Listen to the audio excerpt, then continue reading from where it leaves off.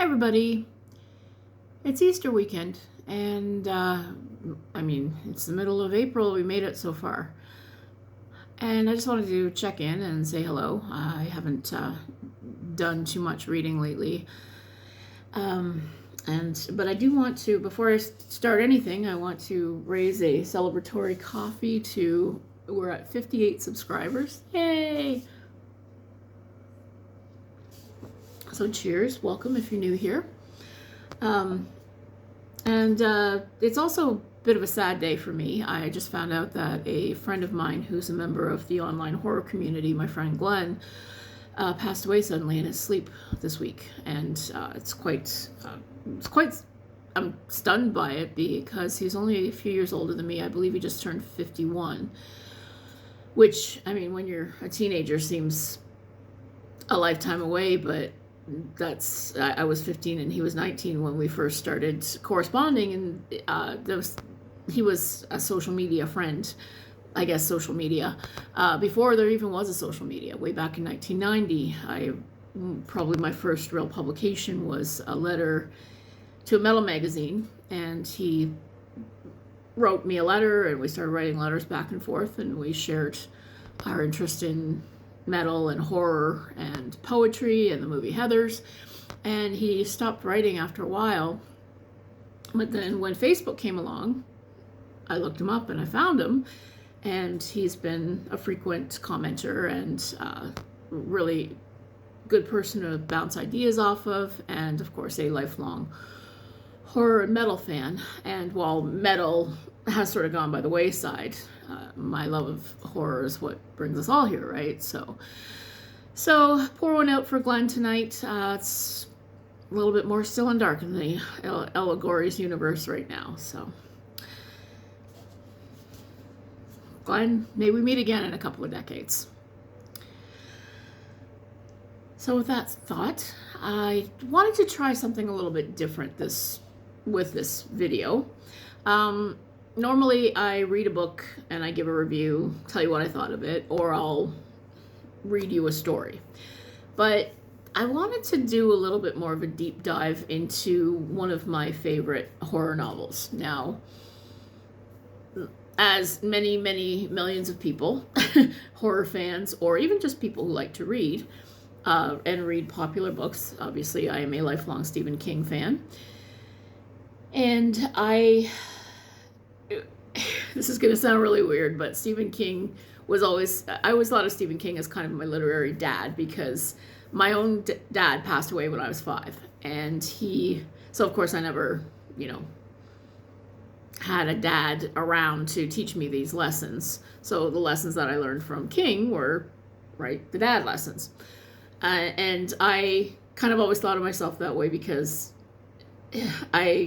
this is going to sound really strange, but what are you going to do, right? I'm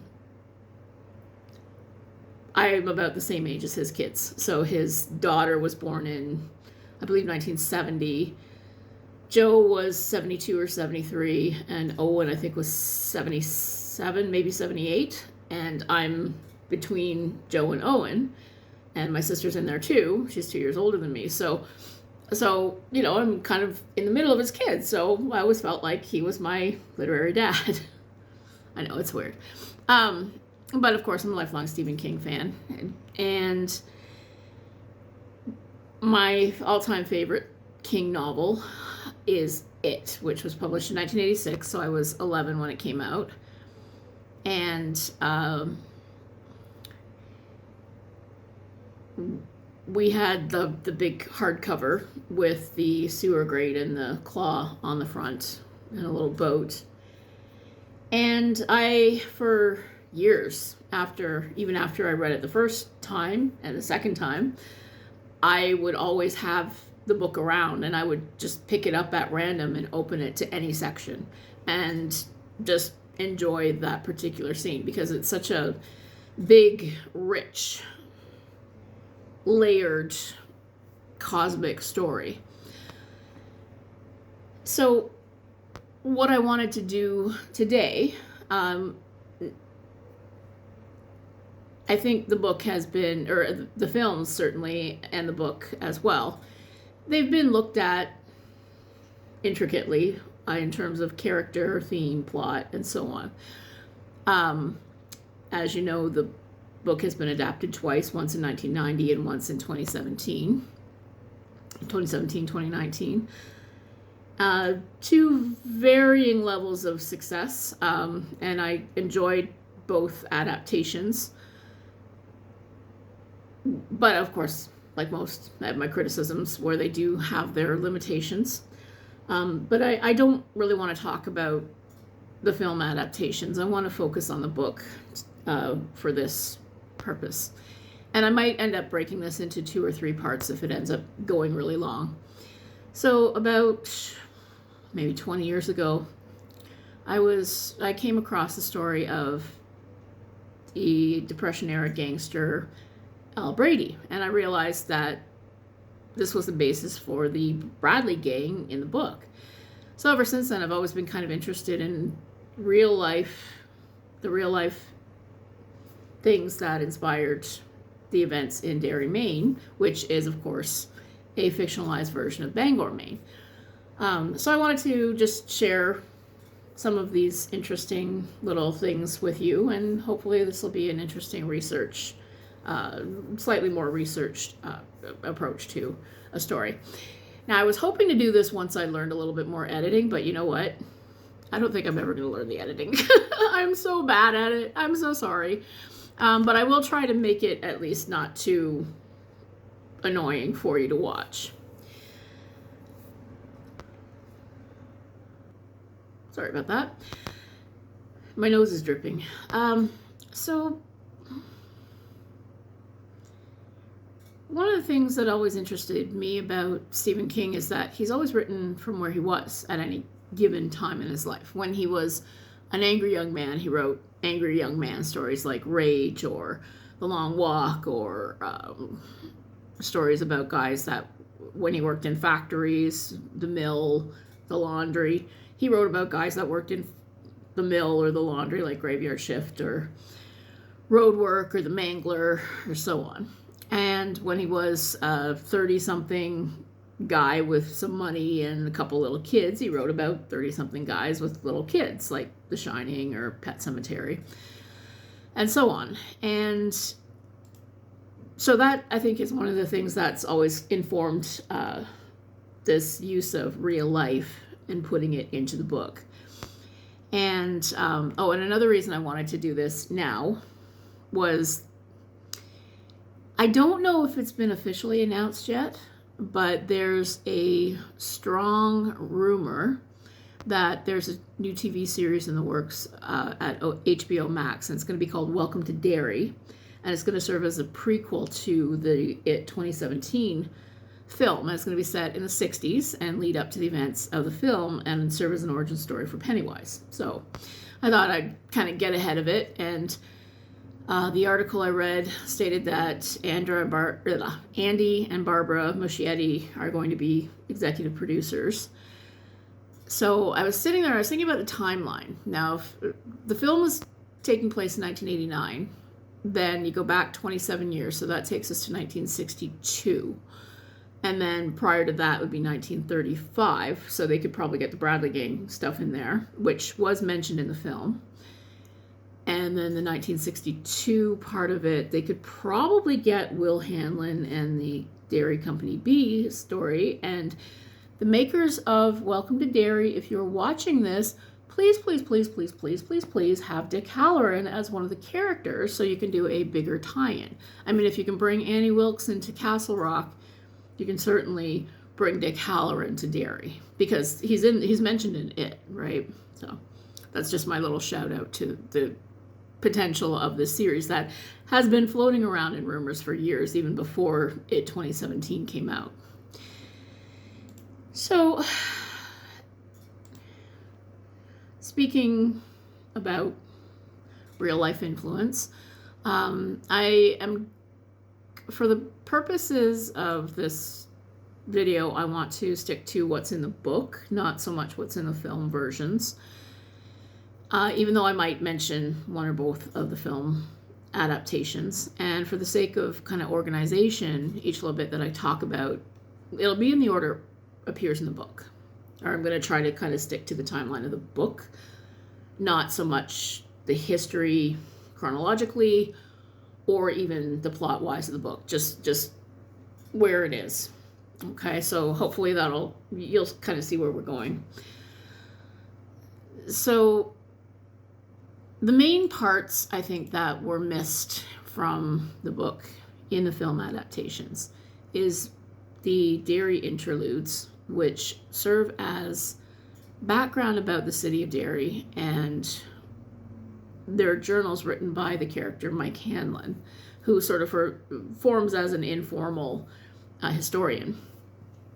And there are 4 interspersed throughout. And then there are other mentions of different things throughout the book that are based in, or they're fictionalized versions of things that actually happened in real life for people that are in real life, and so on. So, if you were to take the Stephen King tour, visit the real life Derry or Bangor, Maine, there are a number of interesting things that are mentioned in the book that are part of Bangor, Maine. So the first thing I want to take a look at is the map of Derry, map of Bangor. You know, I'm going to use Derry and Bangor interchangeably. I don't mean to. Here we have the Google Maps, and you can see here where the Kenduskeag runs into the Penobscot River like it does in the book.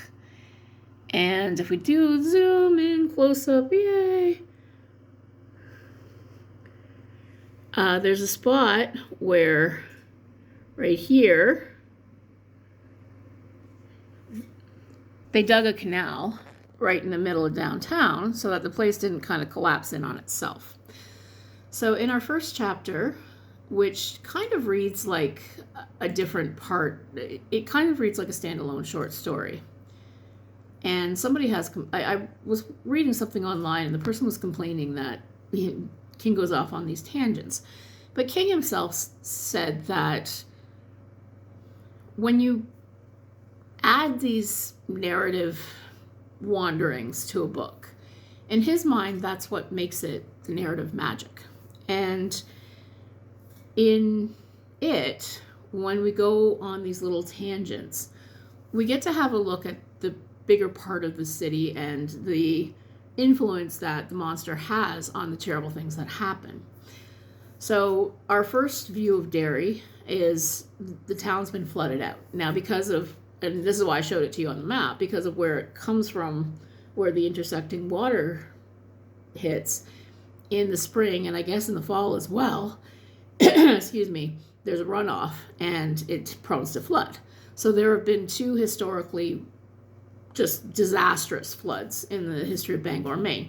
So the first was in 1902, and I wanted to show you an interesting picture that I found on the, sorry, I hit pause instead of turning my camera around. So contributed by the Bangor Public Library. That's the downtown with people wandering around in kayaks. Imagine traveling around your downtown of your city in a kayak. And then there was a second disastrous flood in 1976.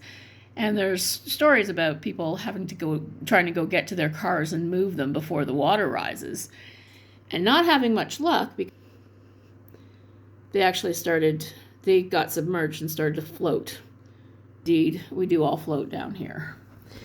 So in the first chapter, we meet Pennywise when the downtown's been completely flooded out, and little Georgie is floating a boat that that his brother gave him, and he runs into Pennywise and never comes home.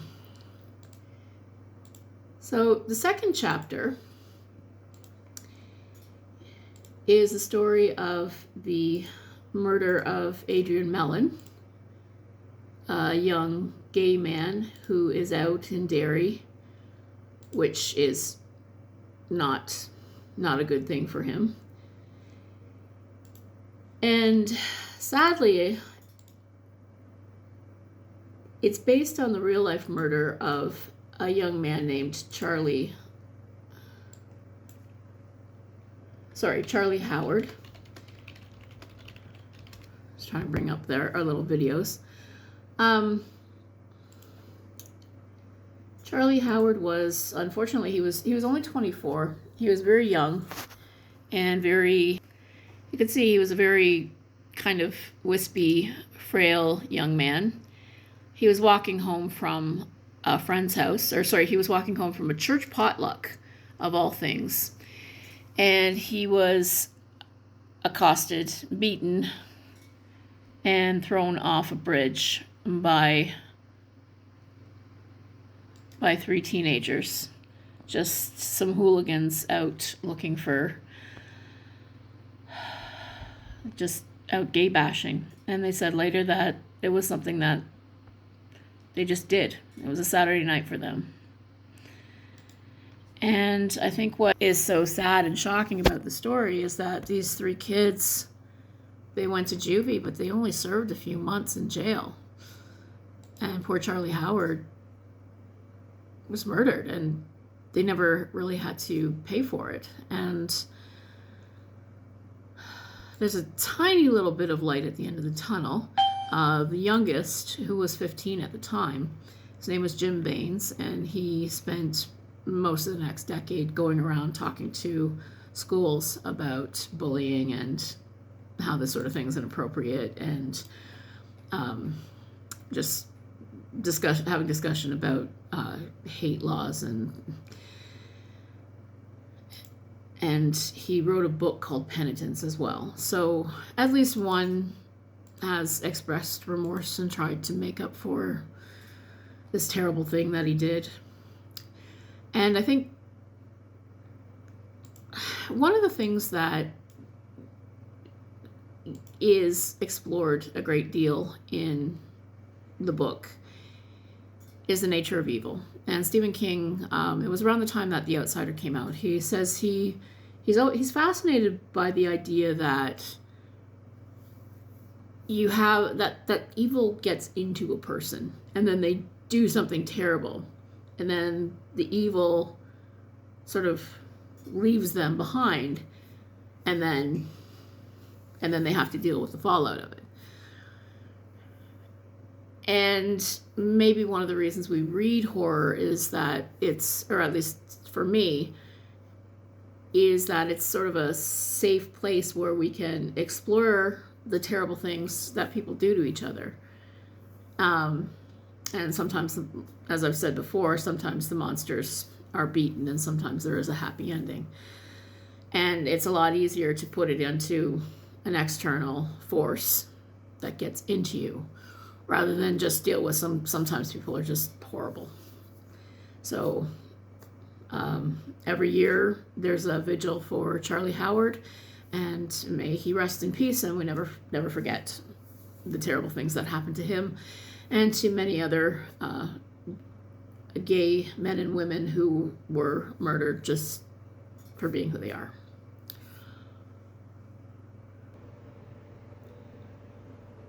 All right, so the next thing that we come to is the first interlude, and Mike talks about how Derry was founded in the 1700s, and the original settlement of 300 people disappeared. This, of course, is based on the real-life Roanoke, Virginia settlement, where some people came over from Ireland or wherever they were. Were they from Ireland? You know what? I'm not sure. Anyway, and then when somebody else came to check on them a few months later, all they saw was a sign that read Croatoan. Now, I mean, logic would tell you, right? Occam's razor.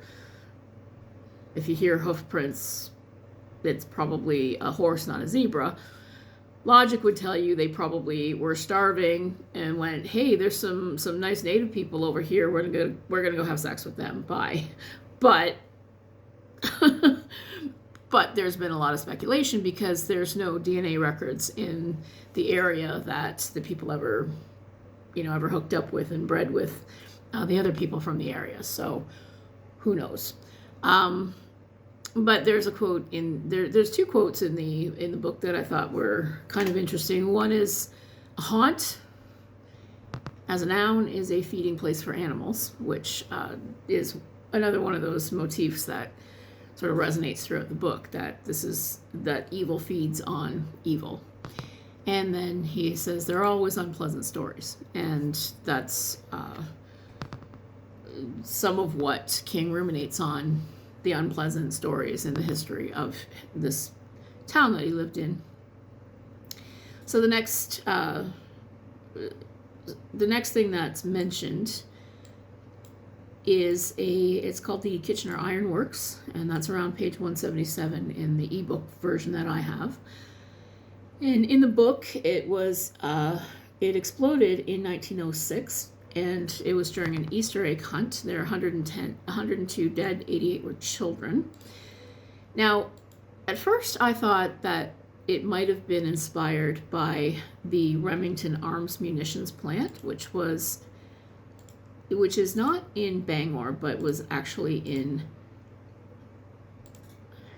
Bridgeport, Connecticut. And in 1942, there was an explosion at the Remington plant that killed 4 women and 3 men, and 80 more were wounded. And it was just some terrible accident. A nail fell into a box of cartridge primers, and the place blew up. Now, King, the reason I thought that might have been an inspiration for this explosion at the Kitchener Iron Works is that King grew up in Stratford, Connecticut, and it's only 4 miles from Bridgeport.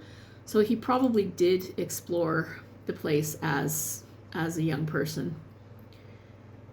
And the place is purported to be haunted.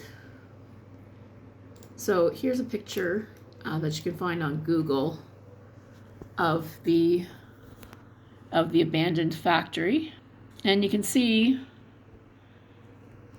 it's a place where you probably could get lost for a day or two, just wandering around and exploring what's going on in there.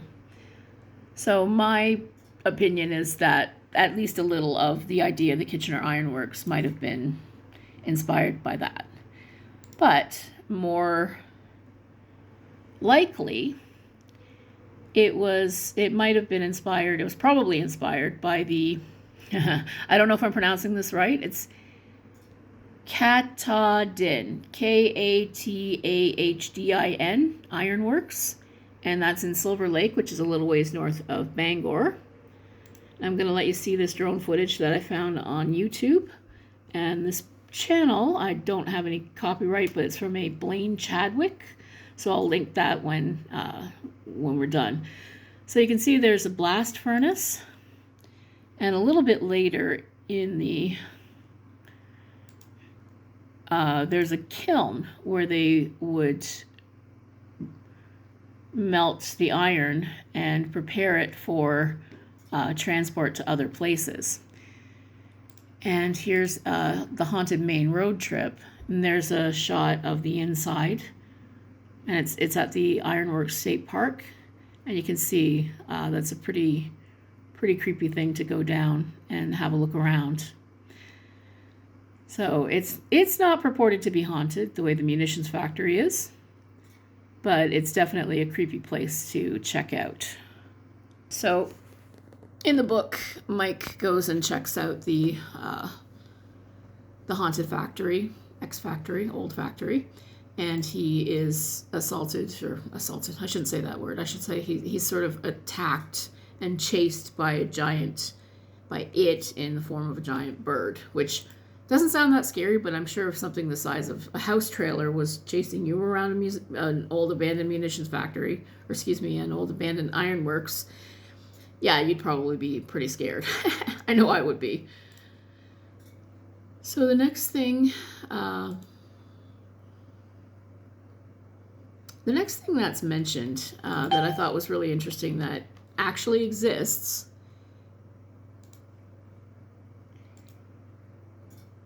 sorry, I just got to call it up here.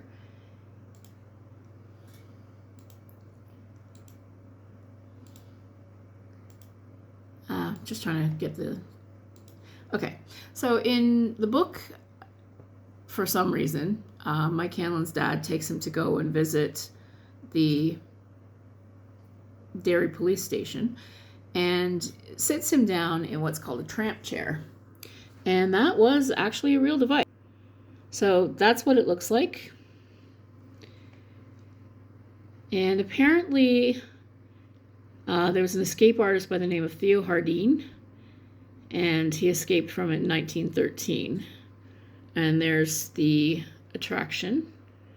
But I guess the person would be sat inside the chair and then locked down, and they would have to sit in it for 24 hours. And Stephen King takes great delight in describing the person starting to cry after a couple hours, and after 24 hours they never come back. But yes, that's a real chair, and it's based on a medieval torture device, apparently. So that's the first few things that I was going to talk about that we see that inspired some of the events in it. And hopefully this has been interesting for you. I will come back with a second part. I hope you're reading lots of great horror. Have a great day.